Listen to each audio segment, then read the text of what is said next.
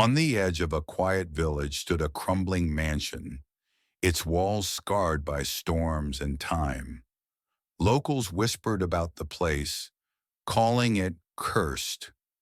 They said the cries of a little girl could sometimes be heard through its broken windows, echoing long after midnight. Most people stayed away. No one dared to even glance too long when passing by. But everything changed when Isabella, a young woman in her late 20s, arrived in town. She wasn't a believer in superstitions. She laughed when people warned her about the mansion. Ghosts don't exist, she told herself firmly. Yet something about the place pulled her in, like invisible hands urging her closer. That evening, as the sun sank behind the hills and shadows crept across the cobblestone streets, Isabella stood before the mansion's gate. A cold breeze brushed past her, carrying with it a faint sound, like a child whispering her name. She froze. Her rational mind said it was just the wind, but her heart knew otherwise. Isabella pushed the iron gate open. The screech echoed like a scream. With hesitant steps, she entered the forgotten grounds, unaware that what waited inside would not only test her courage, but also uncover a secret buried for generations.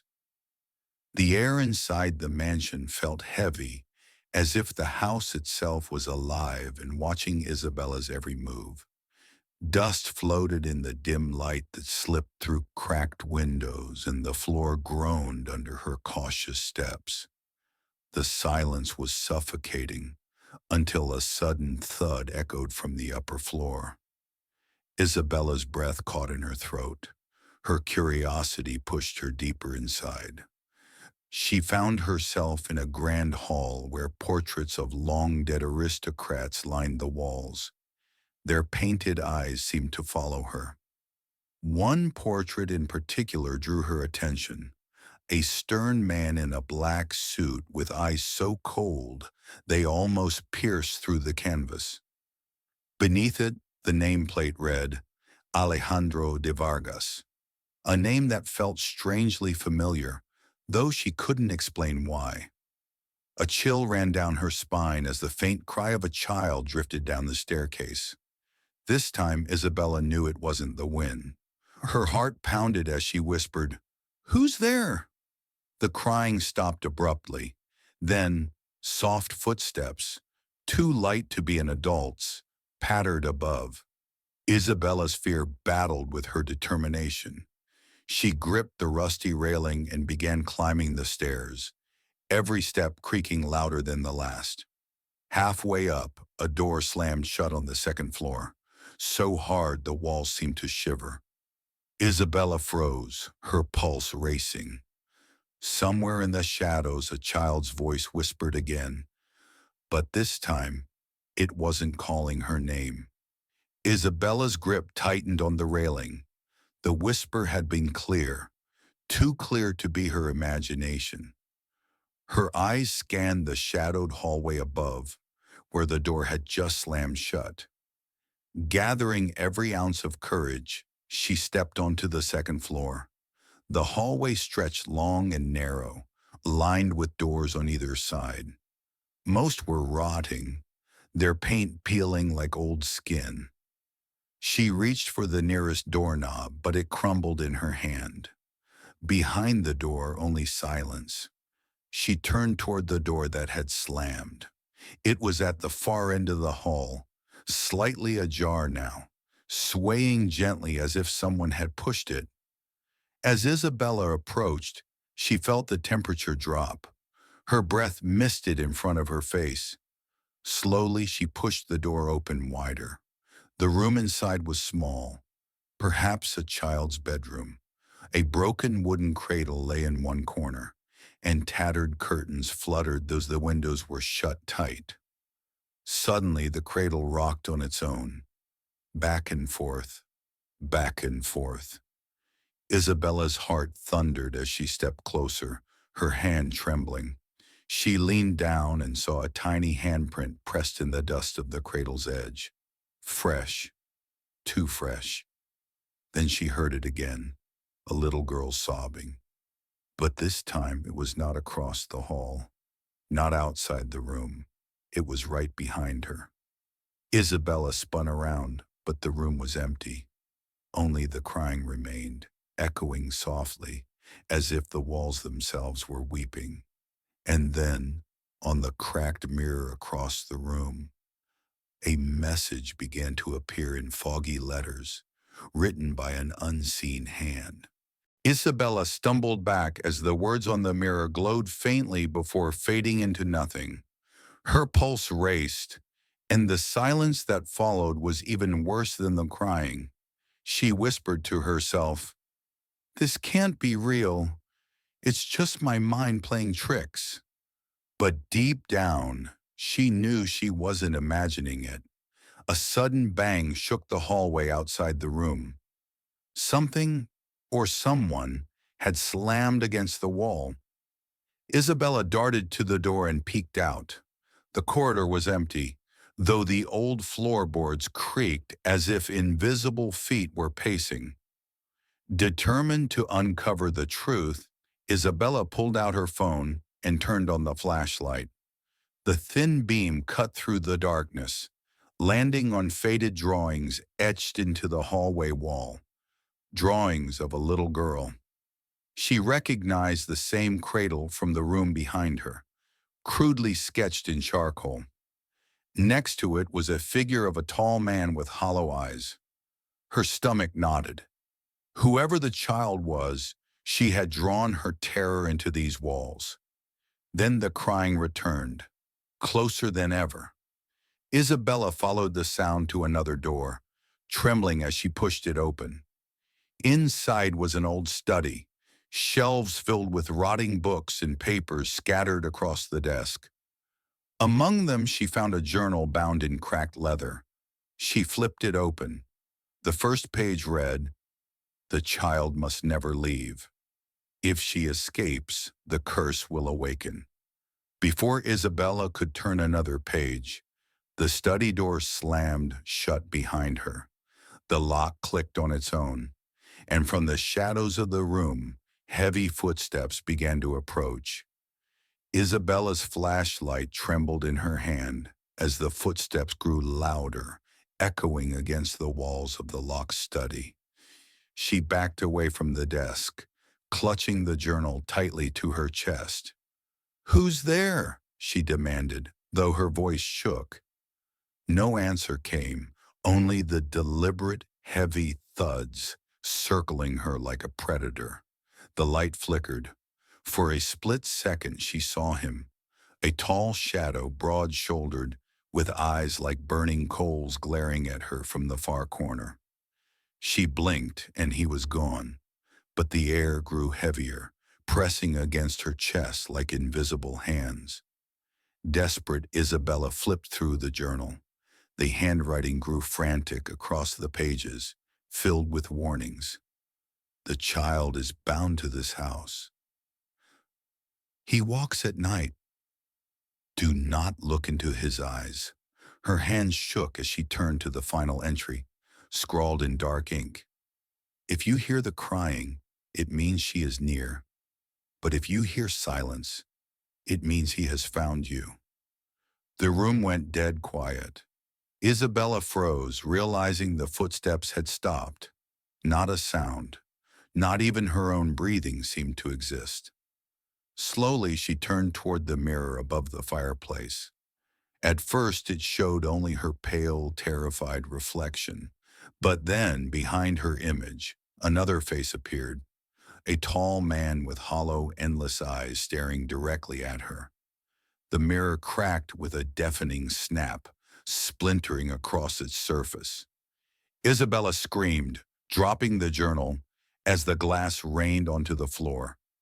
When she looked back up, the reflection was gone, but carved into the fractured mirror were two words etched deep and fresh. Isabella stumbled back from the shattered mirror, her ears ringing from the sound. The words "too late" seemed burned into her mind. She grabbed the fallen journal, clutching it like a lifeline, and rushed to the door. She twisted the handle desperately, but it refused to budge. The lock wouldn't move. Then she heard it again, the soft sobbing of the child. Only this time, it wasn't muffled or distant. It was right inside the study with her. Her flashlight beam swung wildly across the room, landing on the corner near the broken bookshelves. There, half hidden in the shadows, sat a little girl in a white dress, her face buried in her hands. Her shoulders trembled with each sob. Isabella's fear wavered, replaced with something else, an urge to help. "Hey, it's okay. I'm not here to hurt you," she whispered, taking a careful step forward. The girl slowly raised her head. Her eyes were wide, glassy, and full of sorrow. But before Isabella could move closer, the girl lifted a finger to her lips and whispered, "Shh, he's listening." Suddenly, the temperature plummeted. Every candle stub on the shelves ignited at once, flames flickering violently. The shadows on the walls stretched unnaturally, twisting into the shape of a tall figure. The girl's sobs turned into frantic whispers. "He's coming! Don't let him see you! Don't let him see you!" Isabella's heart pounded as the study door, the same one that had locked her in, began to creak open slowly on its own. A deep, guttural breathing filled the room, shaking the floor beneath her feet. The girl vanished, just gone, like smoke in the air. And from the doorway, a massive shadow stepped into the room. The shadow filled the doorway, its height scraping nearly to the ceiling. Isabella's flashlight flickered weakly, barely illuminating its outline. She could see only fragments, a long, tattered coat, claw-like hands, and eyes that glowed faintly red in the dark. Her body froze, every instinct screaming at her to stay still. The journal's warning echoed in her head. "Do not look into his eyes." The figure moved inside, its steps unnaturally slow, deliberate, as though savoring her fear. The floor groaned under its weight, dust falling from the ceiling. Isabella pressed her back against the cold wall, clutching the journal tighter, trying to quiet her breathing. The creature stopped. The room went utterly silent. For a moment she thought maybe it hadn't seen her, but then its head snapped toward her, impossibly fast. Her flashlight sputtered and died. Darkness swallowed her whole. In the pitch black, Isabella heard its voice for the first time, a low, rumbling whisper that seemed to come from everywhere at once. "You shouldn't have read the book." Her knees buckled, the journal slipping from her grasp. The sound of pages tearing filled the air, though she wasn't touching it. Invisible hands flipped violently through the journal until it slammed shut on the floor. And then, a child's voice, softer, broken, echoed behind her. "Run! Before he binds you too." Terrified, Isabella lunged toward the opposite wall, searching blindly for another way out. Her hand brushed against a draft, an old vent or hidden door. With all her strength, she shoved against the panel until it gave way, revealing a narrow passage into darkness. Behind her, the shadow roared, a sound like metal tearing and bones breaking at once. The walls shook as she scrambled inside the passage, but as she crawled through, she realized something chilling. The child's crying was echoing ahead of her. The passage was suffocatingly narrow, lined with crumbling brick and cobwebs that clung to Isabella's face. She crawled on her hands and knees, her breath ragged, the echo of the creature's roar still vibrating in her chest. Every scrape of her palms against the stone seemed too loud, as though it might draw him closer. Ahead, the soft sobbing of the child guided her deeper, but there was something unnatural about it. Sometimes it sounded close, almost at her ear, and other times it faded far away. Still, she pressed on. Anything was better than staying in that room. The passage twisted sharply downward, forcing her into a damp tunnel. The air grew colder with each step. A strange smell, like burnt wood and iron, clung to the walls. Suddenly, her hand brushed against something smooth. She flinched, raising her weak flashlight. It wasn't stone. It was a doll. A porcelain doll with cracked cheeks and hollow eyes, sitting upright against the tunnel wall. Its head tilted slowly, as though it had just noticed her. Isabella stumbled back, kicking it away. But as it rolled, she saw more. Dozens of dolls scattered along the floor, each one broken in some way. Her pulse thundered. This wasn't just a passage. It was some kind of burial ground. The child's voice came again, but this time it wasn't crying. It was singing, soft and eerie. Ring around the rosy. The tunnel lights flickered. The dolls began to twitch, their tiny limbs shifting unnaturally. One by one, their cracked mouths opened, releasing the same sing-song words in a chorus. Ashes, ashes, we all fall down. Isabella's scream caught in her throat. She shoved forward, running blindly through the darkness, the song chasing her from every direction. And then, suddenly she fell. The ground vanished beneath her feet, and she plunged into blackness. Isabella hit the ground hard, the impact knocking the air from her lungs. She coughed, clutching her ribs, and blinked into the faint glow around her. The place she had fallen into wasn't a tunnel. It was a vast underground chamber. Candles burned in a perfect circle across the stone floor, their flames bending unnaturally inward as though drawn to something at the center. And there, suspended in midair, was the little girl. Her white dress floated weightlessly, her eyes shut, her face pale as bone. Help me. The girl's lips moved soundlessly, though her voice filled Isabella's mind. Shaking, Isabella stepped closer. But as soon as she crossed the ring of candles, the air thickened. The journal, which she thought she had lost, reappeared on the ground before her, its cover glowing faintly.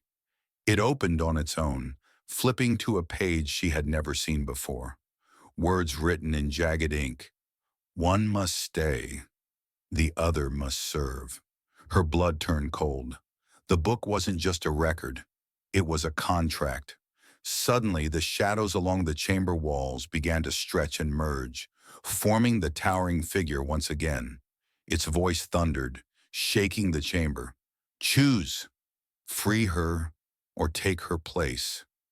The little girl's eyes opened, glistening with tears. Please, I've been trapped for so long. Isabella's mind spun. She could walk away now and save herself, or break the cycle, but only by sacrificing her own freedom. The circle of candles flared higher, locking her inside. The creature's breath hissed against her ear. Isabella's heart pounded so violently she thought it might burst. The creature loomed above her, its shadow stretching across every stone of the chamber. The little girl hovered in the circle, her lips trembling, eyes pleading. The journal at Isabella's feet flipped to the final page. The words shimmered in red, as though written in blood. To release one, another must be bound. The curse cannot break. It can only transfer. Tears welled in Isabella's eyes. She remembered the warning scrawled earlier in the book. Do not enter the house after midnight. If only she had listened. The girl's voice echoed desperately.